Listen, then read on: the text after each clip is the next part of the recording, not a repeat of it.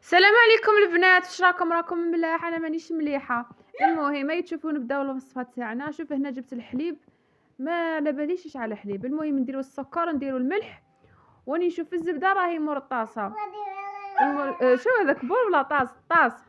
المهم هنايا راني ماشي انا، هي تحط في الخماره تاع الخبز وتاع الكاطو.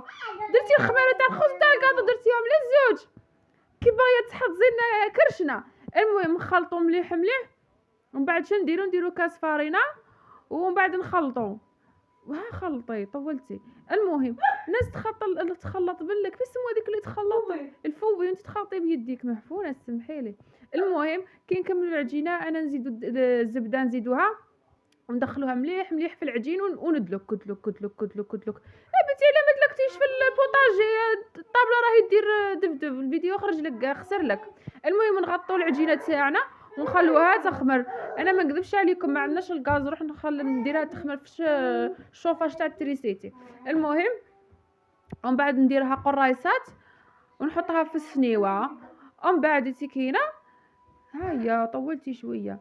ومن بعد خلاص ندير هنا ديروا كيما راكم تشوفي يعني ديروا نتوما هكايا. بصح شوفوا ننصحكم نصيحه، غير دوبليو المقادير باسكو ما شبعناش، طاحت لنا كاع حبه حبه.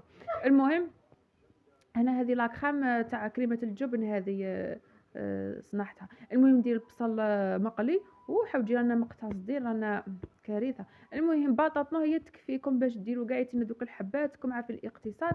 ومن بعد نديروا الفرماج، هذيك ما يدير في الفرماج في دوك الخبيزات وكما راكم تشوفوا. بصح الصراحه والله رجعوا بزاف بنان، غير ديروهم وشن هي وساو المقادير باسكو ما شبعناهمش، حبه حبه ما كفاتناش.